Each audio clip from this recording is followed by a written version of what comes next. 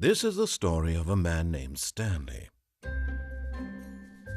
Stanley worked for a company in a big building where he was employee number 427.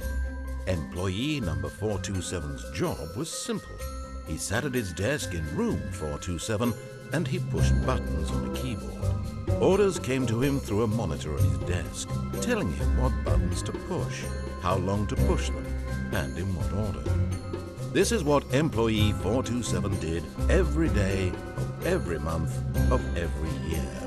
And although others might have considered it soul-rending, Stanley relished every moment that the orders came in, as though he had been made exactly for this job. And Stanley was happy. And then one day, something very peculiar happened. Something that would forever change Stanley. Something he would never quite forget. He had been at his desk for nearly an hour when he realized that not one single order had arrived on the monitor for him to follow. No one had showed up to give him instructions, call a meeting, or even say hi. Never in all his years at the company had this happened, this complete isolation. Something was very clearly wrong. Shocked, frozen solid, Stanley found himself unable to move for the longest time. But as he came to his wits and regained his senses, he got up from his desk and stepped out of his office.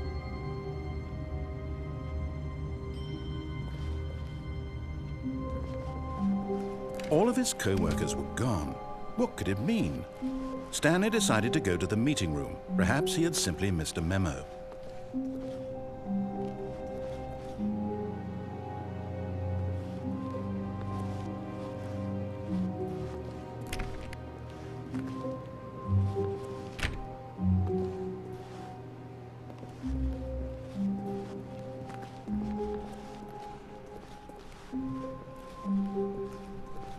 When Stanley came to a set of 2 open doors, he entered the door on his left.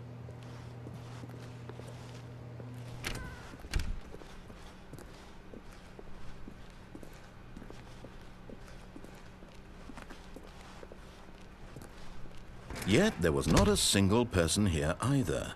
Feeling a wave of disbelief, Stanley decided to go up to his boss's office, hoping he might find an answer there.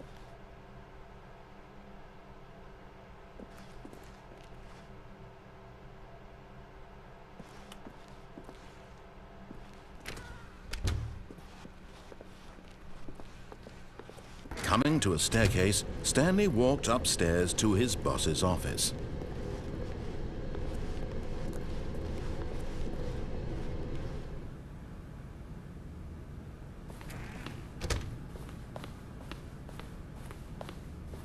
Stepping into his manager's office, Stanley was once again stunned to discover not an indication of any human life. Shocked, unraveled, Stanley wondered in disbelief who orchestrated this. What dark secret was being held from him? What he could not have known was that the keypad behind the boss's desk guarded the terrible truth that his boss had been keeping from him. And so the boss had assigned it an extra secret PIN number, 2845. But of course, Stanley couldn't yet incredibly, by simply pushing random buttons on the keypad, Stanley happened to input the correct code by sheer luck. Amazing. He stepped into the newly opened passageway.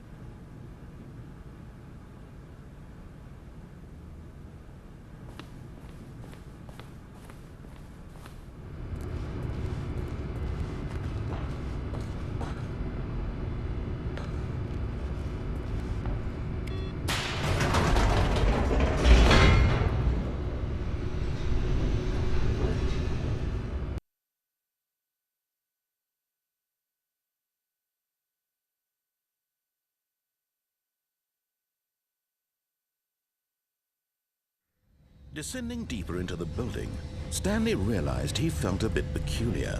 It was a stirring of emotion in his chest, as though he felt more free to think for himself, to question the nature of his job.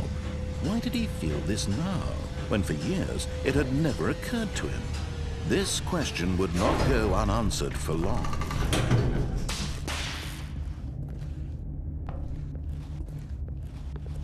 Stanley walked straight ahead through the large door that read Mind Control Facility.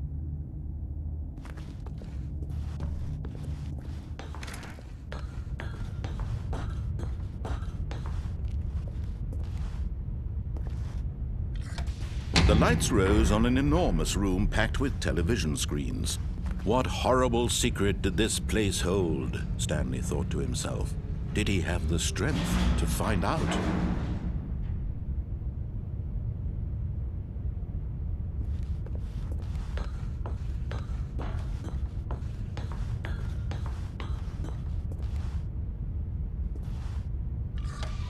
Now the monitors jumped to life, their true nature revealed. Each bore the number of an employee in the building, Stanley's co-workers. The lives of so many individuals reduced to images on a screen, and Stanley, one of them, eternally monitored in this place where freedom meant nothing.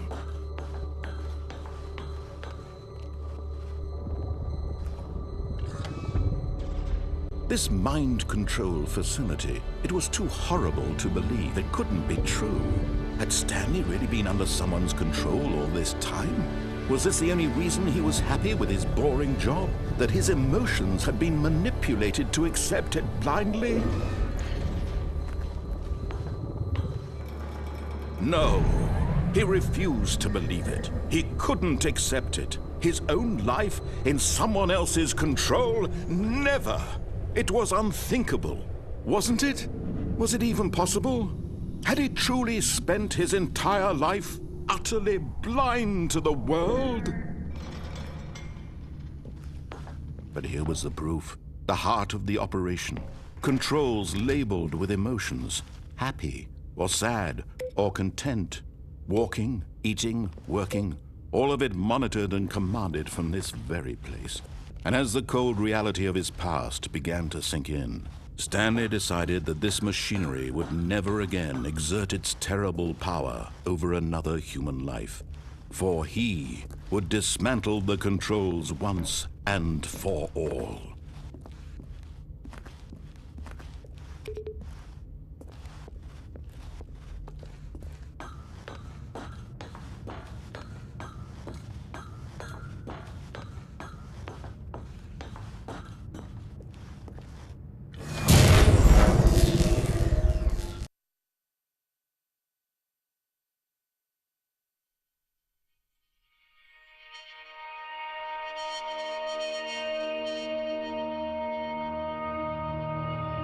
Blackness, and a rising chill of uncertainty.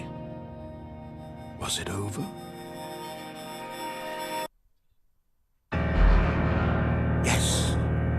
He had won! He had defeated the machine, unshackled himself from someone else's command. Freedom was mere moments away. And yet, even as the immense door slowly opened, Stanley reflected on how many puzzles still lay unsolved. Where had his co-workers gone? How had he been freed from the machine's grasp? What other mysteries did this strange building hold? But as sunlight streamed into the chamber, he realized none of this mattered to him, for it was not knowledge or even power that he had been seeking, but happiness. Perhaps his goal had not been to understand, but to let go. No longer would anyone tell him where to go, what to do, or how to feel. Whatever life he lives, it will be his. And that was all he needed to know. It was perhaps the only thing worth knowing. Stanley stepped through the open door.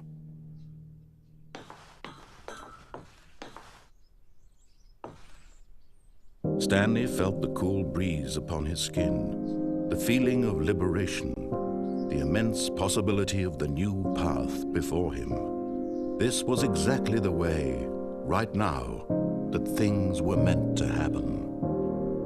And Stanley was happy.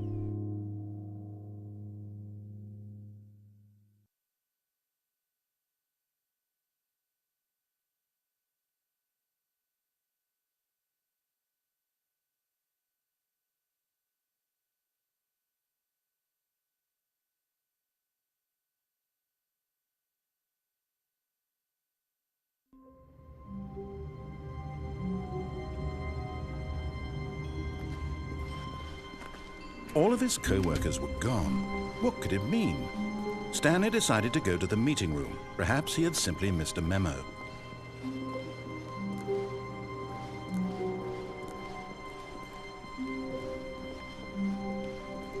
When Stanley came to a set of 2 open doors, he entered the door on his left. This was not the correct way to the meeting room, and Stanley knew it perfectly well. Perhaps he wanted to stop by the employee lounge first, just to admire it.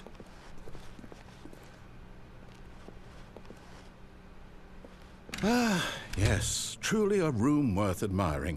It had really been worth the detour after all, just to spend a few moments here in this immaculate, beautifully constructed room. But eager to get back to business, Stanley took the first open door on his left.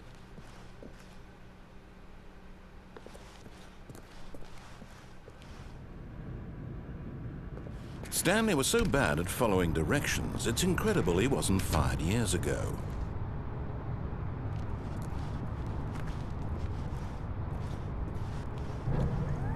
Look, Stanley, I think perhaps we've gotten off on the wrong foot here.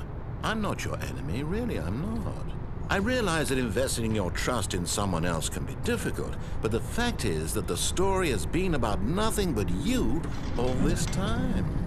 There's someone you've been neglecting, Stanley. Someone you've forgotten about. Please, stop trying to make every decision by yourself. Now, I'm not asking for me, I'm asking for her. This is it, Stanley. Your chance to redeem yourself, to put your work aside, to let her back into your life. She's been waiting. That's her, Stanley.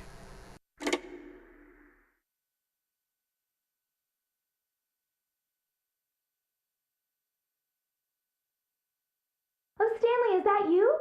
Hold on, sweetie. Sorry to keep you waiting. I'm just pulling the bread out of the oven. All right. Okay, there we go. All right, now, I want you to come in and tell me all about your day. Gotcha! Oh, come on. Did you actually think you had a loving wife who'd want to commit their life to you? I'm trying to make a point here, Stanley. I'm trying to get you to see something. Come inside. Let me show you what's really going on here. This is a very sad story about the death of a man named Stanley. Stanley is quite a boring fellow.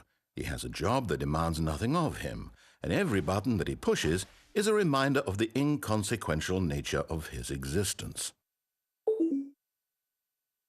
Look at him there, pushing buttons, doing exactly what he's told to do. Now he's pushing a button. Now he's eating lunch.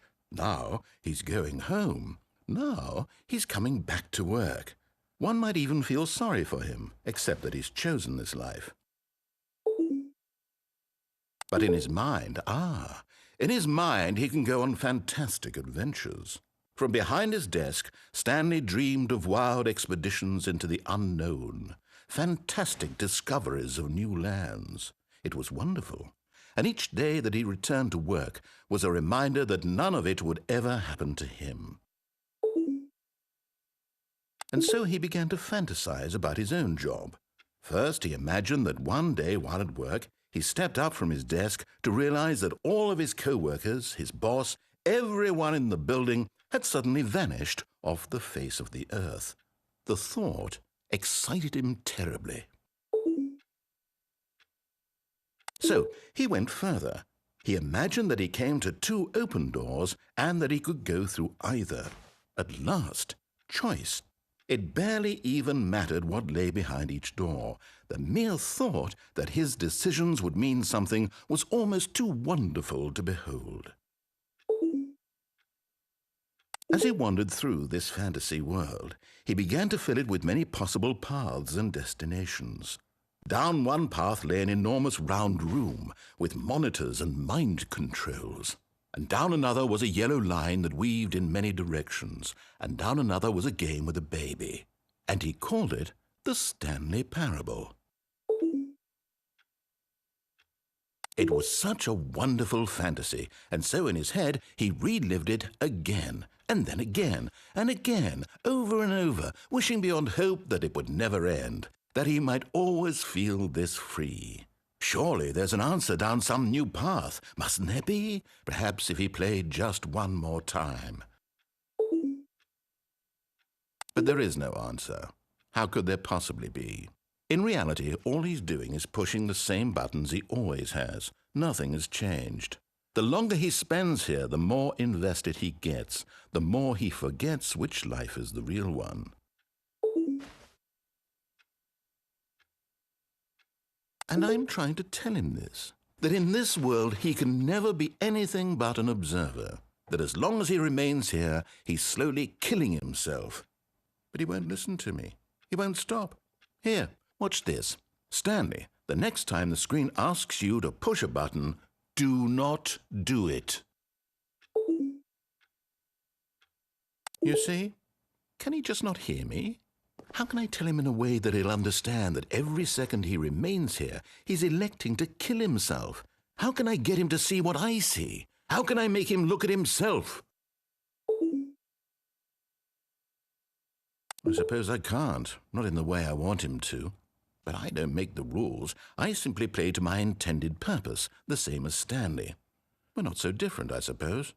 I'll try once more to convey all this to him. I'm compelled to. I must. Perhaps, well, maybe this time he'll see. Maybe this time. And I tried again, and Stanley pushed a button. And I tried again, and Stanley pushed a button. And I tried